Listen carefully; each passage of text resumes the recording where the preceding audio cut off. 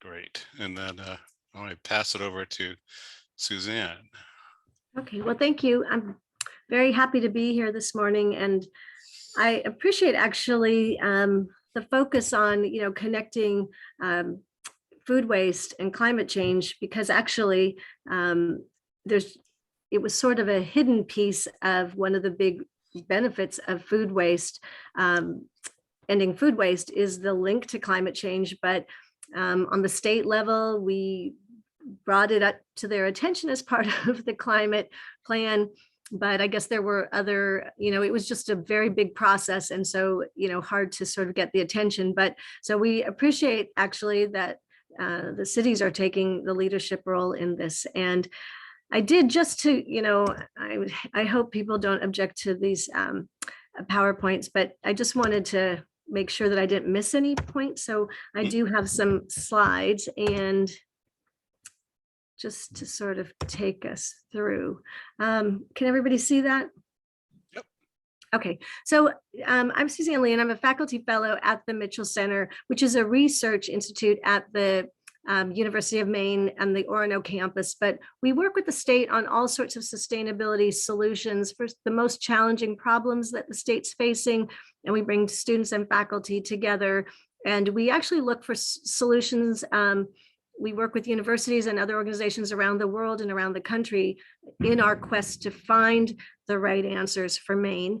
And we also, which is why I'm pleased to be here today, are really stakeholder focused. So we really want to hear from you in terms of the challenges that you see and what you're facing. So I have sort of this presentation today to talk to you about the research that we found about the link between climate and food waste, climate change and food waste, but definitely what you're seeing in your communities, what your climate action plan focuses, and those particulars, I really am very interested to hear your feedback as well. So basically, for this talk, I mean, I really was focusing on how food waste actually can be a sustainable and resilient climate change solution. So if you look at the food waste problem with that very bold statistic of 40% of food produced is never eaten, and you go into the amount of money wasted, the food that's wasted, the energy and nutrients when people throw food into the trash,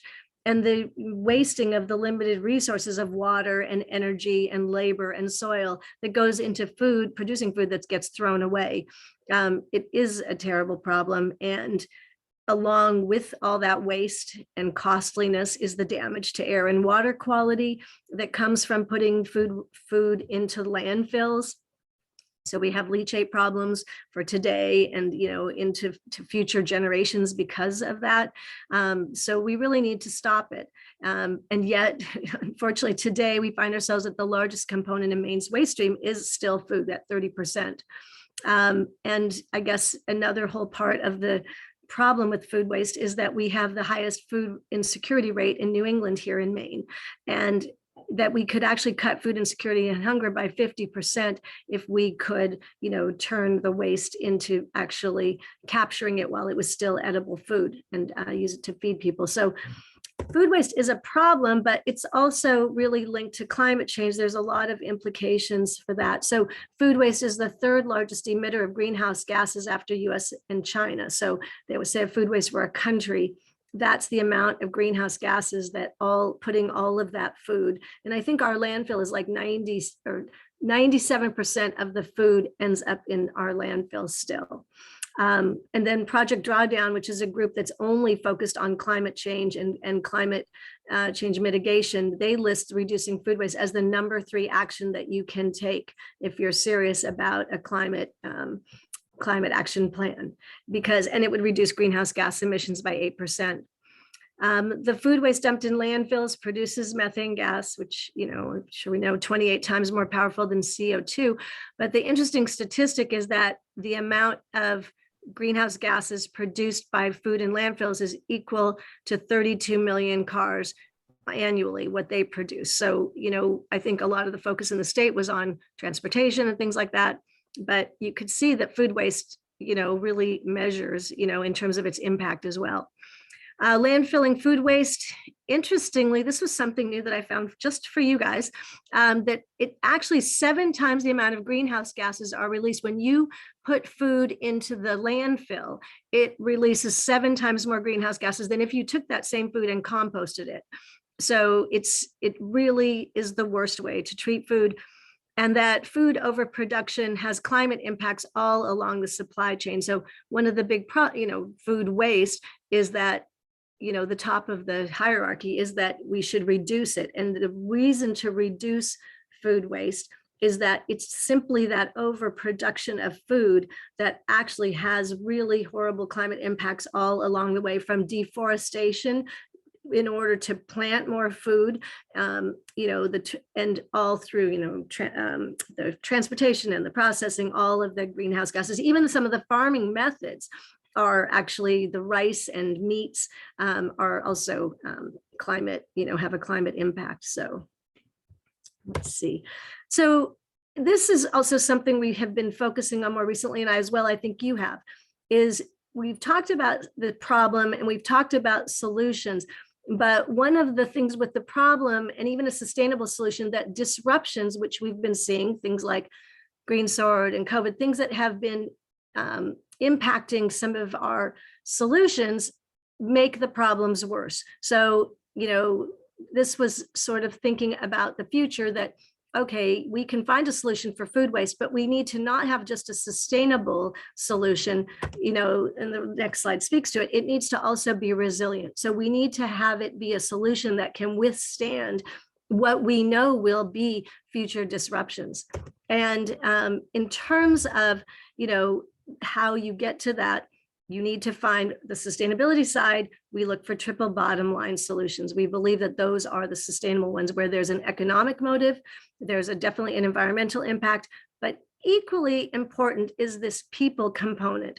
The people component is important, not just for the triple bottom line, where there needs to be a need for the community being met. So in this case, food waste, if you could donate the food and feed people, that will work. But we find that even when we talk about resilience, that people, it's an important component in resilience, because the people piece of it builds community. And so food recovery, which is this food recovery hierarchy. So Maine food waste solutions are resilient because everything about food recovery is focused on the resilient components of local, flexible, and community driven. So you could see here, whether it's reducing unwanted food or feeding people, feeding animals, or composting, all of that is locally available to us. So it's not like handling cardboard or glass, where the recovery is not always local. Food recovery is community driven because everybody eats food. So it's an issue that impacts everybody and can bring communities together. And the more that communities work together on things, the more resilient they become. And then also that the food recovery is flexible. You can reduce your unwanted food, but if you miss it at that level, you could try to make sure you're at least feeding people with your excess. And if somehow it misses that point, you can feed animals. And then finally, you can still always compost it or anaerobically digest it. So the solutions are, flexible, which makes them more resilient. These are the areas that we're working on. And I don't know, I think many of you are already familiar that, we have identified 6 particular solution areas for food waste. A tracking and measuring program, because reduction is the first goal you saw in the hierarchy. The second one is actually a system that connects that food available with food insecurity in our communities. The third solution is about educating. The fourth solution is about building Maine's food processing infrastructure so we don't lose the food that we grow here. Solution 5 is to really promote more donations so that so we get to feed people instead of getting it just to composting. But solution 6 is, in the end, we do still promote composting and anaerobic digestion, because that's, the other option of landfilling just isn't an option. So we need to try to get everybody in the state doing food recycling. And then, I guess bringing it all together is actually this recent toolkit that was produced by the Environmental Law Institute. And really what they're saying here is that by integrating food waste and climate action plans, cities can, accomplish a bunch of important goals simultaneously, climate change, food waste reduction, and an environmental justice component that's sort of built in. And I was very happy to find this because the Mitchell Center, another key piece of the work that we do with the state is on equity issues. And so, this toolkit, which I provide the link in the slide, really gives you a very good step-by-step to show you actually how to integrate the 6 solution areas. In this case, you could use any of the solutions that we're promoting, but it gives you sort of a framework to build that into your climate action plan. And the benefits of doing both of them together is, there's even more money saving. So you're saving money on the wasted food and also on climate change related costs. So it looks like an even stronger initiative to be working on than either one of them alone. Also on the revenue side, there are many more types of new businesses that can be fostered through focusing on climate and on food waste, as well as grant funding opportunities, because it just looks like a much bigger undertaking, which the government's, and it actually lists in the toolkit a number of grant opportunities for this kind of work. From a people standpoint, it addresses both hunger, food insecurity, and like I said, environmental justice. And from a planet or environmental perspective, both initiatives are promoting environmental health and, proper use of the natural resources. And like I said, our newest sort of feature is that, food and climate both, are promoting resilience for communities because they are local solutions. They're flexible solutions. So each community can kind of tailor it to their needs. And in the end, it's an all-inclusive opportunity. And so it builds community. So, this was a little snapshot of what the toolkit looks like. It's a menu of, it shows you actually around the country, gives you little examples of other cities that have done climate action plans, including food waste. So it can give you some ideas. And then along with the work that we've done, maybe more particulars for Maine. So anyway, that's basically, sort of the view on how food waste and climate fit together. I hope that's helpful. Great. You able to take some questions, Suzanne?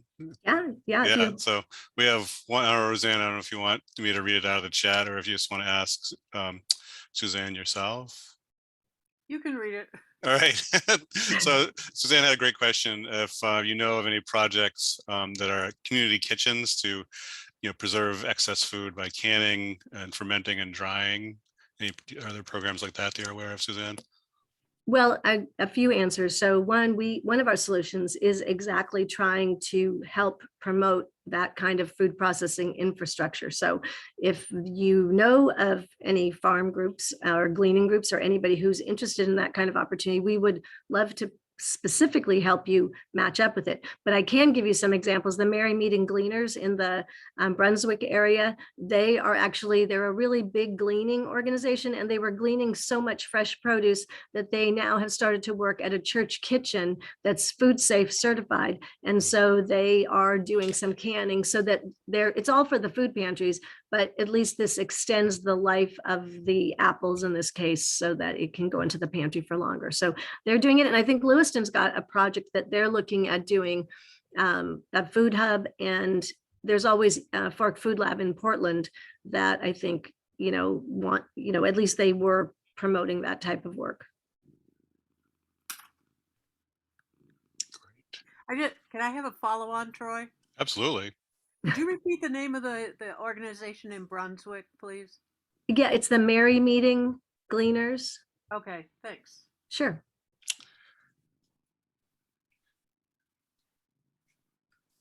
Anyone else? I have some questions if people don't have some questions.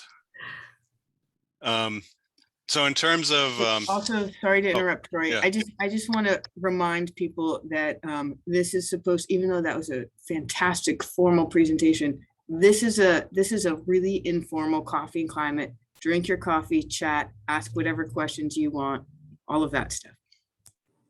Yes. I mean, I'm sorry. I use those PowerPoints, they are like a crutch. It's just because I get so frustrated if I forget to say something and then it's over and I'm like, ah. So this is just to put it all in one place. It was a fantastic presentation. Yeah, it was good to have the context. It was some good like ground information to discuss. So I was going to ask Susanne, in terms of action at the state level I know you work closely with the DEP and other agencies. What do you think are next steps at the state level for policies to promote food waste and composting? Well, I know that on the national level, actually, Congresswoman Pingree, she has a couple of food waste bills now, and her office has asked us to direct people to be supporting that effort because it's not only national, but it will, affect us here and make things better for us. The date labeling would be one of the most impactful opportunities to cut waste. I don't really talk about it because it's a hard thing to implement locally. I mean, that part of food waste solution is really best handled nationally.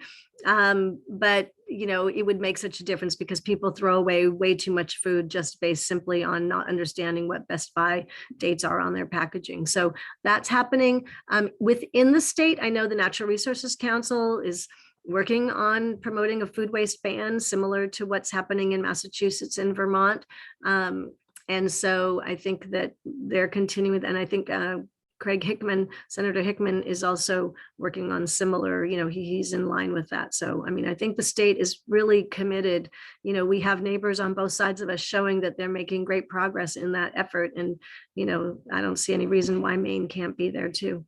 And neither do they. So you mentioned the date labeling. Can you maybe explain a little bit more about what that is and why it matters? Sure. So all, food packaging, if you look in your cupboards and in your refrigerator, has some kind of, it'll say best buy or use by or sell by. And the problem with that is the origins of that wording that appears on your products. People think that it has something to do with health and safety, but actually it originated after World War II as it was really intended for the grocery store clerks, because that's when they started to have chain grocery stores and not just, the grocer down the street. So once they had chain grocery stores, they had to manage inventories more, the guy didn't know, or the person didn't know when they purchased the stuff. So they put those instructions. Well, some manufacturers started realizing that consumers were trying to figure out the code dating. And so they said, well, let's just put those labels and then they will also be trying to get rid of the product according to those dates, which has worked out really well. And I know, and the statistics are that there are many people who simply organize their refrigerator and their cupboards by not even reading the wording. When it says best buy, that is just the manufacturer's recommendation as to when those Dorito potato chips might be at their peak of flavor. There is nothing wrong on the day after with those Doritos. And so anything that says, best buy has nothing to do with safety. They say that only baby formula, and then I think some of the fresh like meats and things, are more safety oriented, but you honestly can't tell the difference. And I think it's some big statistic, like maybe 30% of the food waste that's, we have is actually attributed just to that date labeling, because people have grown used to thinking anything after that date is unsafe. And actually, even the pantries in some cases were thinking that they couldn't take food past the date. So it's just a compounding problem. And, Congresswoman Pingree has been, and before there was bipartisan support for this legislation, but it was right prior to COVID and that kind of derailed everything. So, but she's starting again. I wonder, just as a follow-up to that, if there's, while they're working on the actual labeling, if there's ever been a thought to some type of campaign similar to sort of the Dirty Dozen for vegetables and fruits, where people need to prioritize buying organics. And so which ones, if you needed to prioritize and you can buy everything, you should buy organic. I just wonder if there's ever been a thought to something like that. Like, hey, when we're talking about, you know, like you said, baby food and formula and stuff Yes. like that. Well, we did. I mean, we have been at the Mitchell Center, one of the solution areas, solution 3 is an education effort. And that was one of our first education. We don't really have the budget to necessarily get it to everybody. So not a TV advertising campaign, but, you know, on social media and through, you know, trying to just, you know, in print where we can get picked up. So we have tried to get that word out, but and probably we should do more, and we will continue to try to, because that is a big factor in food waste. But that's a hard one, because people really, you know, sort of like vaccines and other things, like they really believe what they believe about the dates, and they don't want to take a chance. Somebody has told them, when in doubt, throw it out. And that's what they remember. And actually, even the SNAP Ed people who we talked to, they said, you know what, actually, we say that all the time. I guess we shouldn't say that, because they're working with people who are, you know, their clients have WIC and things like that. And they need to, you know, they're supposed to be educating them as to how to best use their money to buy nutritious foods. And when in doubt, throw it out isn't really actually a very good thing. So, you know, but there's a lot of ingrained education that's working against us. So the national legislation would really help quite a bit.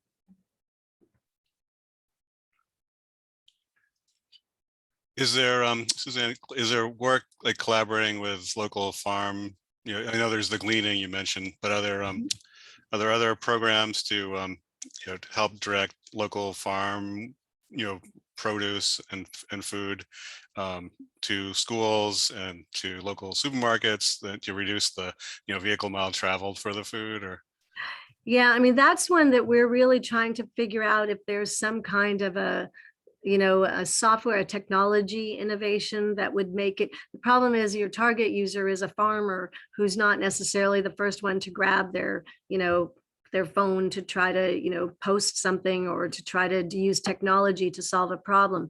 But it is really an issue, because we have a lot of buyers, you know, from the prison system who has said to us, you know, we definitely want to have access to that good local food, the school system. So there's a lot of potential. Sodexo has a contract with the state that says they have to buy 20 to 30% local. So there's a lot of potential buyers, and there's a lot of surplus, and it's just not getting connected. So we definitely are looking and trying to help with that. But what kind of tool we could create to help the users is a little hard. yeah. Cool. I have more questions, so but I want to dominate the conversation. If I'm free, if anyone else wants to be part of the conversation, please just chime in. So, you know, I want to go back to the landfilling aspect of it. Maybe you can elaborate a little bit more on, you know, the climate impacts of food waste in landfills and other forms of, you know, other ways of disposing it. Like, obviously the hierarchy is the best, but you just talk a little bit more about the impacts from the landfilling. Yeah, I mean, first of all, landfills were not created for food waste. And so the wet, heavy food going into this chamber that wasn't created, you know, that's why, and we were talking with the Natural Resources Council, you have leachate, so the liquidy stuff that comes out of that food waste that is draining out into you know, getting into our water systems. And they were talking about how some of our landfills are right next to our rivers, and supposedly there's a safe distance, but that safe distance is pretty adjacent to the river. And so forever there's going to be a cost, even after those landfills close down, of trying to manage and keep that leachate from going into our waterways. And so they're a problem today and continue into the future, putting food where it's not intended. The other thing, just from a processing standpoint, or how it breaks down, you know, in compost, you know, when it's composted, food breaks down, you know, the nutrients actually are broken down the right way so that they go on to do good things. I guess it's in the landfill, it doesn't get the air that it needs to process. And so it, instead of breaking down like it should, it becomes methane gas, which is not good. And so that's just, again, to prove the point that it wasn't designed to take in food, and it needs to not be there. So obviously composting is, superior to landfilling. Mhm. In terms of, and looking at, you mentioned that, Vermont and Massachusetts have, compost organic waste bans in place, and there's some discussion of that in Maine. And when you've been researching the capacity of the industry, the composting industry in Maine, do you think there's enough capacity now to be able to handle the organic waste stream in the state, or do we need more composting facilities? Or Well, it's a good question. That's exactly where Natural Resources Council and the DEP are a little bit split. So Natural Resources Council sees that we should go ahead today, and DEP is a little concerned that we don't have enough capacity. But one of the things, since we've been looking so much at these other states, what happens is there's a tremendous surge. What Vermont did that was really smart is they phased in the law, which gave enough time for smart businesses to see, okay, this is a real thing. There's going to be a supply of food waste. So we can invest in the trucks. We can invest as a business. We can invest in this infrastructure to go after this food waste, because we know more and more of it's coming, because we can see the plan was this much in next year. Then we're going to bring on, we're going to close it down to these, within 20 miles, within this one. And so it gave the infrastructure time to keep pace with the growing need for processing. And, to me, that was really genius. And it proved the fact that businesses, when they can see what the future looks like, when you give them time to react, they were there. So probably they weren't sufficient. Vermont didn't have the sufficient infrastructure either, but it did catch up. And I think the growth, maybe it doubled in processing, in food recycling services, doubled over the time. So, and, food donations tripled over that time. So people will figure out what to do if they have to. that's great. I have a quick follow-up, then we'll go to Ken. But in terms of once we're producing a lot of compost, is what are people doing with it all once we start getting a huge volume of compost to actually use?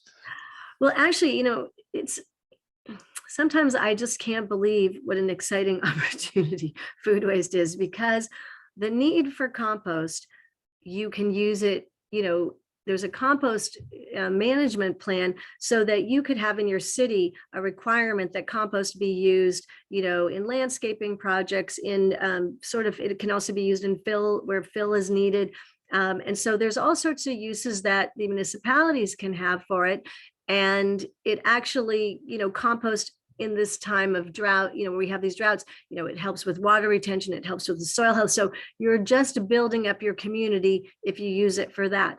But there is real consumer demand. So if you bag the stuff up, you can sell it, and you could potentially even have a product that you're exporting outside of the state, because there's a big enough demand for it. And even between our agricultural buyers and our home garden buyers here in the state, I know people were complaining through this pandemic that they had to buy compost out of state because we didn't have enough supply here. So it really is a great opportunity. And we were actually at the university trying to figure out, what would be the highest and best use for food waste? Because we thought if you could figure out the highest and best use, maybe you could almost get collection to be zero, because whatever you were using it for would really pay for the cost of acquiring it.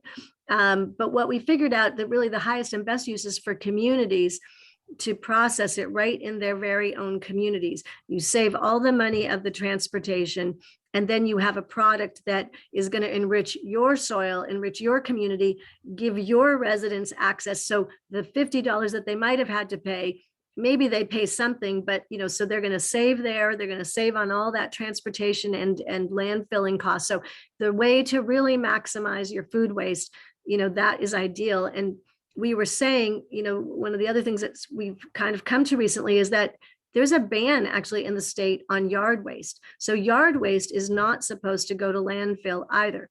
So you already have the browns.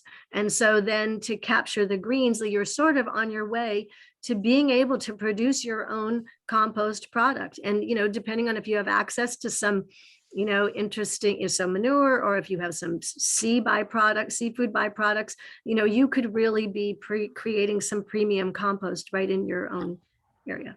Great, thanks. Just as a follow-up to that, I know Ken has this, but just before we maybe potentially switch topics, I might have missed this, but it seems to me that there's a big role for anaerobic digestion, and you can make the same case for if you pass a policy and people can see the amount of food waste coming down to the system, and that's another way to link up farms and food and people and sustainable electricity. And I don't want to lose sight of that fact, because I think, we're one of the bigger municipalities, and we've looked at creating compost on site at our transfer station.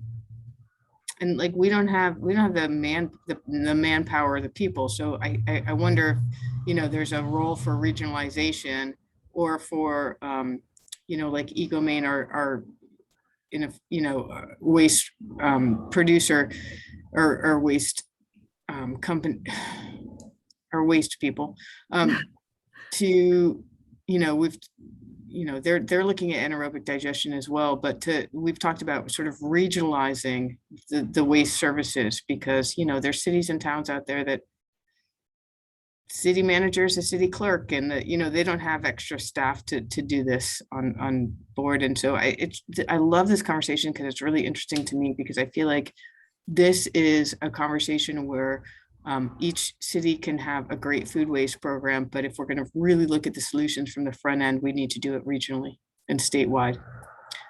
Sorry, Ken, thank you for letting me just follow up on that. Yes. You're quite elegant, so continue. So I'm very concerned with the subject of whether there's a private entity that can do this or is already doing it, and if so, why, under what grounds does the city or a state or any other political organization, government organization, have a right to do this, when there are laws on the books that say that municipal governments or state governments cannot compete with private enterprise if there's somebody already doing that. And we know that garbage to garden is doing almost the same thing. I'm curious what the difference is that allows that. I also wanted to just raise that when I was growing up in Scarborough, everybody used to collect their garbage under the sink, and then once a week they would somebody would come around and collect it and then take it out to the pig farm, which is now the mall. And we used to dump all our garbage at the mall. Well, it wasn't a mall at the time, unless you're shopping for pork. But so I'm a little confused on why government has decided to get involved in this and not maybe work together with Garbage to Garden or other similar organizations to bring about the same or similar result. I don't know if that's to me or to you guys, but I mean, we definitely are working with Garbage to Garden, and we compost it. AgriCycle, our pilots that we have in the Kennebec Valley, the pilots are with the communities are all based on AgriCycle picking up their community site, community food waste. So I don't think there's no government entity doing this work. It's all in concert with private. I mean, as I understand it. I would agree with that. Our business really hasn't been to get into this, but we have the programs that make it easy to throw your trash away in your trash can and pick up recycling curbside. And so we've created that sort of, I like to call it a container, or the policy and the programs that make it easy for that. I see our role as connecting these private entities that will take the waste and will process it into something that's a valuable entity. And so, working with Maine and the private industries, but I do think that the key is to they have to know, if they're going to invest in all of those infrastructures, that the policy will follow and that the product will they'll have a pipeline. Yeah, I think what they've been doing now is they've been following us, following a little bit like where we have been educating and promoting. They've been coming into those markets to do the pickups because that's how we've been working together. So it's, and that's the story in Massachusetts and Vermont that, the government set the policy, but it really, the huge growth in the private sector based on that, was unexpected by everybody. The number of jobs that were created and the revenue, the tax revenues that were generated because of these new businesses that grew up. So I'm sorry if I somehow misrepresented it, but it's definitely not, we're not competing with private services. So. Cool. All right, so Roseanne had a question, and she was curious about the Portland composting project, which we have 5 drop-off locations, 1 at Riverside Recycling and 4 at Community Gardens. And so we do have, and Suzanne can chime in too, because Suzanne's team has been doing some of the data analysis, but it's been going great from our perspective. It's they're very popular. We've had to add additional carts to 2 of the locations, North Street and Libbytown. So because they were getting we have 2 carts at each of the sites, and now 3 at those 2 because they were so popular. And we're getting feedback from the hauler that everybody is doing a great job. We haven't had problems with contamination. And maybe you can explain, Suzanne, a little bit more about the data aspect that you guys are working on.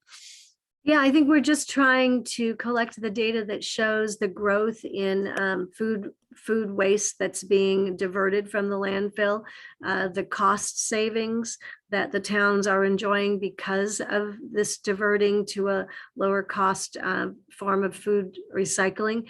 And we're also looking at participation rates to kind of see, how fast are people, with the education that we're providing in the pilot communities like a Portland. So we are continually trying to experiment with different education and communication tools to get people to understand that they have this option, that reasons why they should use the option. We're working in the schools in the communities to make sure that the kids are also learning about it. Future Mainers are growing up with this education, and so the tracking is meant to track all those variables as well as food donation in those areas. So we're watching to see, because of that, what's happened in Massachusetts and Vermont when residents start to do more food recycling, they also seem to get more conscious of food donation. And so we want to just see how all those factors come together.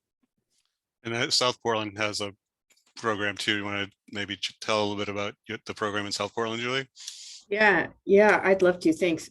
So we did a pilot program in 2 neighborhoods in 2018 just to see what the participation would be like, the interest. And we got so many phone calls saying, hey, when's the pilot coming to me? Can I sign up for the pilot? That when our program ended, we decided to do a citywide program.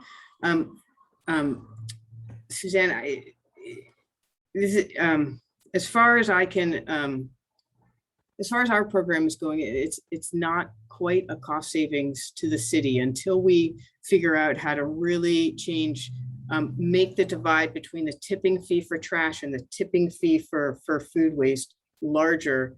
It doesn't cover the transportation costs. But what we did was we said, okay, well, we want to provide this as a citywide service. We want it to be an equitable program, so not just people who have a ton of money to spend on it can do it. So we wanted a free component. So we invested in a number of 13-gallon bins and a number of 1-gallon bins, and are providing those to people for free. So whoever wants to opt in can go and pick up a free bin. And then, like Portland, we have 5 food waste drop-off sites, and we're about to add a 6th throughout the city. And those really are our best form of advertising, because we try to place them in somewhere that you drive by every day, so you don't have to make an extra trip, and that you can remember to bring your food waste. And there's a big sign that advertises the program. So we from year 1 to say we're in year 3, we've been able to cut our program cost per ton of food waste collected in half. Mhm. It's really comparable now to, when you sort of balance out transportation and tipping fees and everything, it's really comparable if to collecting municipal solid waste. And then what we said was, okay, well, not everybody wants to go deliver it. Some people want the ease of curbside service. So we negotiated with Garbage to Garden to reduce the rate. So somebody can get a free bin from the city. They can call Garbage to Garden, get it picked up curbside for $9 a month and participate in that way. So there's, they can also, our program, you are allowed to bag your food waste, which makes it a lot easier for people. And it can accommodate a larger level of contamination because it's going through Maine to Exeter AgriCycle, and they have a depackaging machine, and they do anaerobic digestion. So a lot of different options for people, and our program has been really successful. We're adding more to it, and what I'm trying to work on right now is to say, okay, with our existing level of drop-off sites and outreach that we're doing, it's probably going to, successful is going to mean it's at this level. If we really want to get to a full citywide program, we're going to have to, work with Susanne and other people at the state level to change some of the levers that would make it more cost effective, easier, and not having to be transported as far. Yeah, and Roseanne had a great question, and Portland's program hasn't gone through a winter yet. So how do you see, has participation been strong in the winter time too?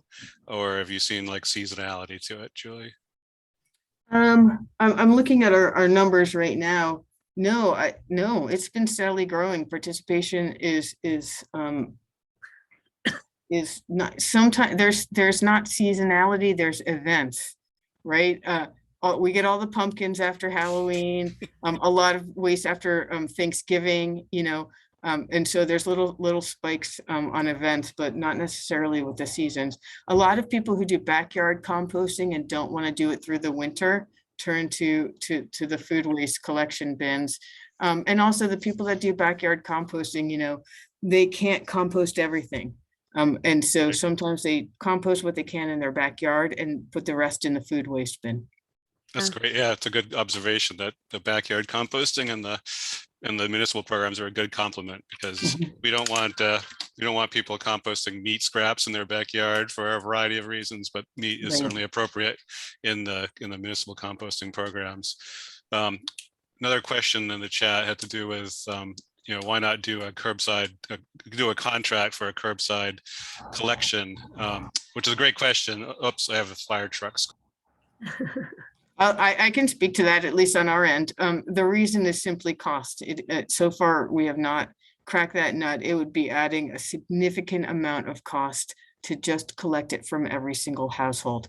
But that's one of the things that I want to look at next. And again, I want to, it's got to be sort of changing the levers that are outside our control, like tipping fees and everything, so that you can justify the cost of adding another. For us, it would be, adding another truck on the road. We have one truck for trash and recycling, so I wouldn't mind adding another truck to collect the food waste. But if, say, you have a truck for trash and a truck for recycling, and they're all going around, and now you have an extra truck for food waste, it could or could not justify the greenhouse gas emission savings from that. And yeah, on the Portland side, it's the same. In fact, we did issue an RFP for organics collection a few years ago, and the price was just something that we couldn't afford to do. So we've been thinking about different ways to have an efficient collection, and it really comes down to kind of, as Julie was alluding to, how can we make the trucks efficient, because that's really where a lot of the cost is rolling trucks and hiring staff. So if there's ways to combine pickups and split body trucks, or some cities have tried like different collection days, and if there's different ways, and ultimately I think it comes down to kind of what we were talking about before, regional program, that if we can get communities to collaborate on similar similar routes or, a local facility, so transportation costs are less. Those are all things that need to be considered. But there's, I think there's some efficiencies that need to happen to really make a curbside program cost effective for people. I just want to say, like, to emphasize what Troy was saying, this is something that we absolutely are working on. There was an attempt by the trash truck manufacturers to maybe build in a third compartment in the trucks, and that didn't work out. And there's also, we've been talking with our partner Maine to look at, what if food waste is put in your trash bucket, but it's put in a separate bag and optically sorted. So we're trying to figure out a lot of different options and which option is going to come to the forefront as the best option. It all requires, like Troy said, regionalization and partnerships with more than one community outside of our services. Right. And so certainly now we do have, Garbage to Garden and some other folks who offer a subscription-based program. So people who can afford to pay, what the subscription fee is for that service, can take advantage of it, and many do. But not everyone is able to, pay that extra cost every month for the program. So ultimately, we want to be able to have everybody participate and have a convenient curbside program, but we just aren't there yet. So right now we're both looking at drop-offs to make it something that people can use. Yeah, and I would just offer, if there's any help that the Mitchell Center can give to you in trying to, maybe figure out some of these regional things, or even, you have a clear vision of what needs to be happening and just not. And, if there's any way that we can help in that, we would be happy to try to, anything to try to get the, state covered in food recycling activity would be fantastic. Yeah.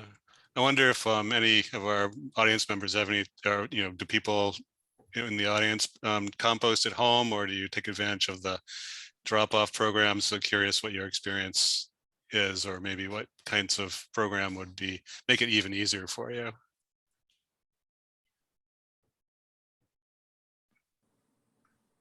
Hi, my name is, can you guys hear me? Yes. Okay, hi, good day. My name is Dawn. I live in Houston, Texas. Oh. And so I'm just really appreciating all this great information and listening in, because so in Houston, really our city council, I think it's this upcoming few weeks, they're really just starting to pilot this concept of collecting for compost. Yep. We're not as progressive here in Texas in that space. I mean, yeah, we have like the trash and recycle, obviously, and the city does a good job about just setting up like recycling locations, mobile ones for glass, plastic, all that stuff. But the composting, it's kind of like, unless you're really part of an organization, or unless like your civic club is doing it, it's very much like everyone for themselves. So this conversation about, yes, food going in landfills, it's like city council members actually just this week started to announce that they're doing like some pilot programs in certain areas to see how people respond. I mean, even like I have friends, let's say, that own gyms and stuff, and they juice a lot, they have smoothies and whatnot. And like he gives his compost to a client who composts, right? Because as a business owner, he's like, well, what do I do, right? With I don't compost. Like, so he's just like, so he just gives it to somebody who composts. And then something else that I think is kind of exciting is just that even like in some of the major stadiums and arenas that are here, Texans, Rockets, or that's NBA, NFL, their catering companies are working with organizations to understand what they can do with their, food waste. Because as you said, like even some of the pantries and things, like during COVID, when they realized an arena was going to be closed for a certain amount of time, like even some of the pantries wouldn't take some of their food, just maybe because of the labeling that you were talking about earlier. But so I will excited to say I'm being educated and given a lot of great information here, but unfortunate to share that maybe in Houston, we're just now starting to think about this, how to compost cities and in the city and also regionally. So thank you also for the great information and for sharing and for, hosting this. I think it's so helpful and important. Well, great. Thanks for joining us from Texas. Appreciate our wide reach here. Thank you so much. We've reached nationwide status. And, I have to apologize. I have something else I have to get to attend, so I have to jump off. But I do just want to say, Suzanne, one of the things I would urge you guys to look at, and for us all to look at, is standards for compost. Because right now anyone can compost and give out free compost, but do they have to meet standards the way that fertilizers have to meet standards? And I think that might be important if we're going to generate more and more of it. And thank you everybody for being on this call.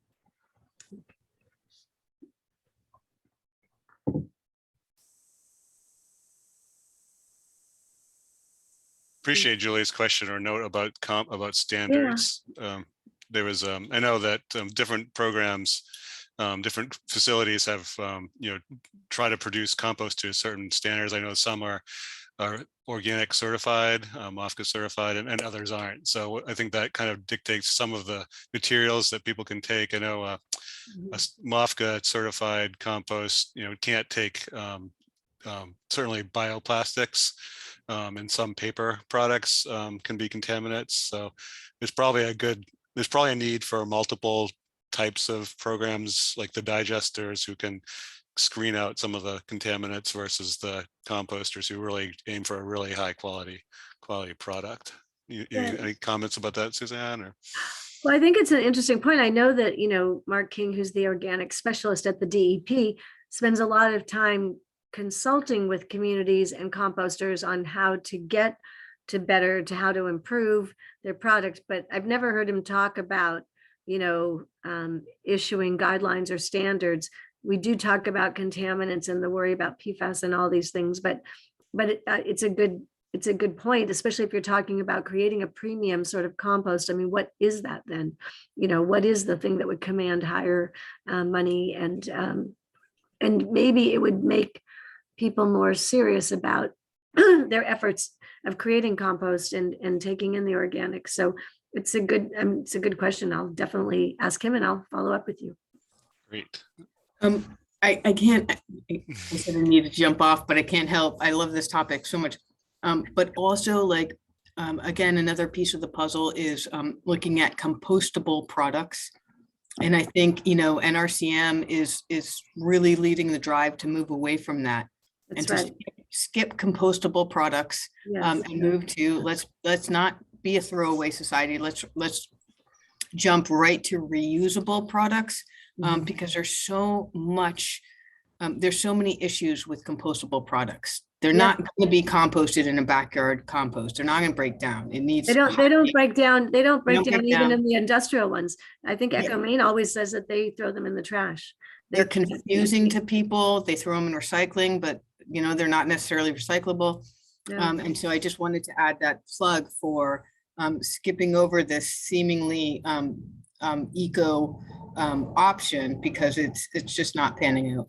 No, the Mitchell Center, the materials management team has been doing the research on that and trying to work with restaurants and food service operators to look at reusable, really looking around like I said, around the world and around the country for what kinds of reusable options seem to be working in communities, and can we try those here and see what could, where you pay for the cup and then every time you come back, you get some discount when you use it again, and things like that. So I think you were definitely on that direction.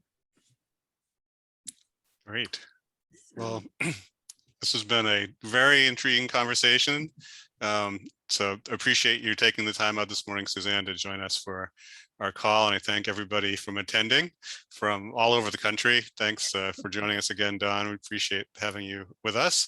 And so stay tuned for our next month call, which will be back to the regular second Friday of the month in November. So we'll look for you then. And again, thanks again for joining us, and we'll see you next time. Okay, thank you. Goodbye. Thank you. Bye.